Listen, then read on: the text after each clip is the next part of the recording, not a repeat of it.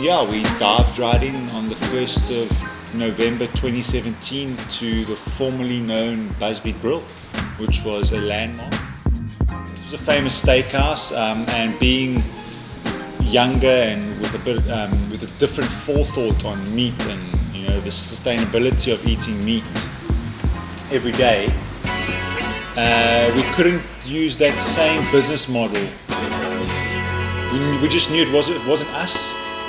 It wasn't us. Even though we grew up eating meat and potatoes, but it's just sustainably, it's just not won't work. So we then started implementing a lot more fish, a lot of vegetables, and that was met with a bit of resistance in the beginning. Well, so both folks hating us.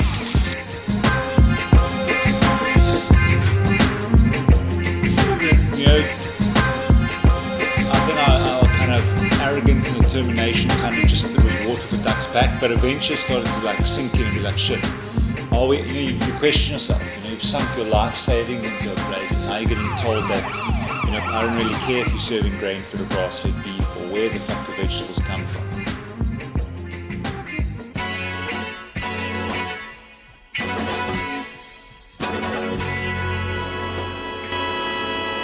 It really mattered to us still. We took fillet off the menu for 2 weeks when we just didn't have a supply of good, ethically sourced beef, and it was mayhem. People literally came down, sat down, ordered a drink, looked at the menu, didn't see the fillet, got up and left.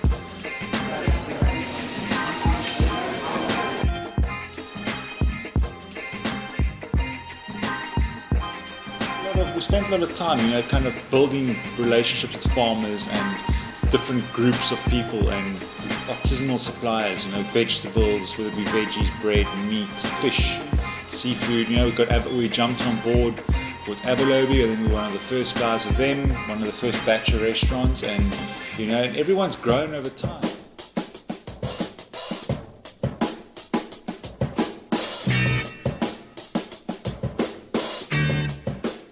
We had a space where prior COVID, we were in a really good place.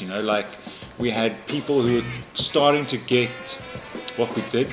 I think to 2017 we took over. 2019 we won the Eat Out Best Bistro of the Year, which really helped, which was really good for us for business, and also just just a pat on our backs. We didn't change what we wanted to do. We still believe in what we do.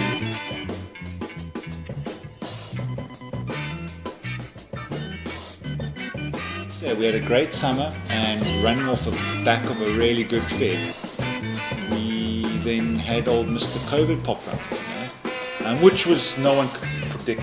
No.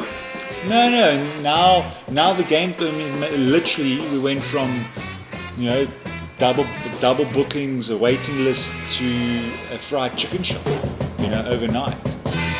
Serving fried chicken wings, me cooking them, Gabby driving them, with Ali running out, serving, dropping the bag off, sanitizing, running back for next delivery. And it's been a massive change. The cutting of alcohol as well, that's been huge. I'm talking now for everyone. The industry itself has been smashed hard.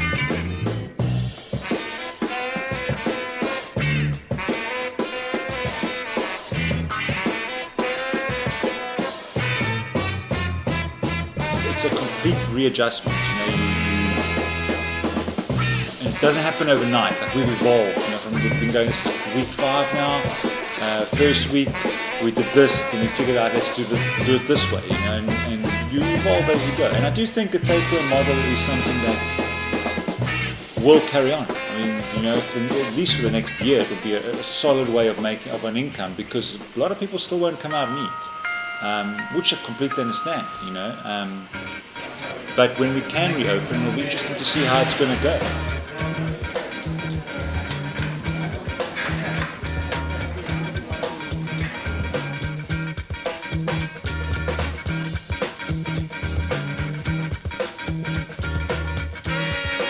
I've always said, people come to a restaurant because, especially our style of restaurants, it's tight tables. When it's full, it's awesome. There's a bit of It's ambience, you know, it's a bit of old school 80s rock in the background, and you've got Gabby on the floor, you've got Ali, and you've got me running around like a headless chicken in the back there.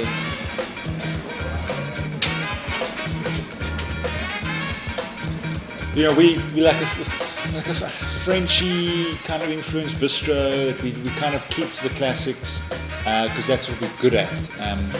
But now we've had to have forced plays, you know, because a lot of these dishes aren't transferable to a house. You know, they just don't look nice, they don't work. You know, especially pastas and stuff like that, like they're stodgy when you get there. So we've had to have forced plays of introducing things that people may like, interactive type things. So that's where the pasta kits came along. People really like that. And then we've gone on to like the fast foody stuff. I don't want to say junk food because they're meals. So fast food options, you know, like the burgers, the fried chicken. We're playing around with a good old with ramen, which we haven't released yet, but we are very confident that people will like it. Everything's made in-house again, from the noodles to the broth, and the same with the chicken and stuff. You know, like it took a bit of time to get used to it. Now it's a solid thing. You know, like it's a thing that people enjoy. Everything, and it moves. And burgers as well. I mean, you can't beat a good burger. You know, Gabby makes the rolls. Chips come, we make the chips. We make from the potato, the mince comes in. So everything's handmade, and people appreciate that. You know, it might cost a little bit more again because the quality of the ingredient, the base ingredient.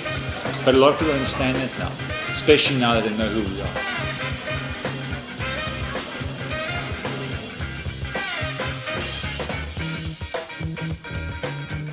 My thing is, let's eat steak once a week. You know, let's eat a good piece of steak once a week. Eat less steak. In turn, we'll be eating less meat.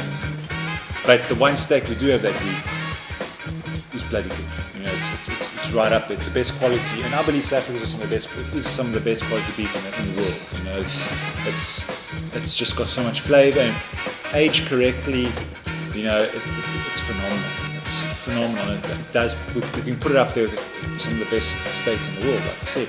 But let's do that once a week, once every 2 weeks.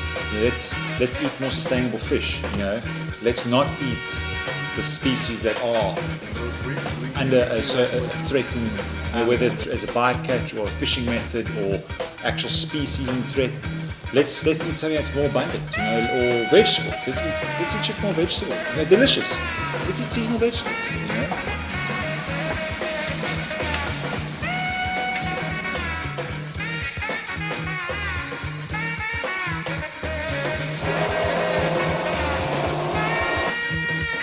We often do like daily stuff that we get in, or you know, we'll let people know if we're getting whole carcasses in.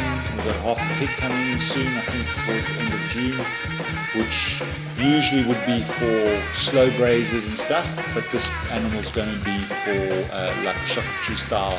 So we're making hams, pates, rillettes, toulons, you know, all those kind of things, and that would be sold from our, like, we're aiming to move into like a pantry range.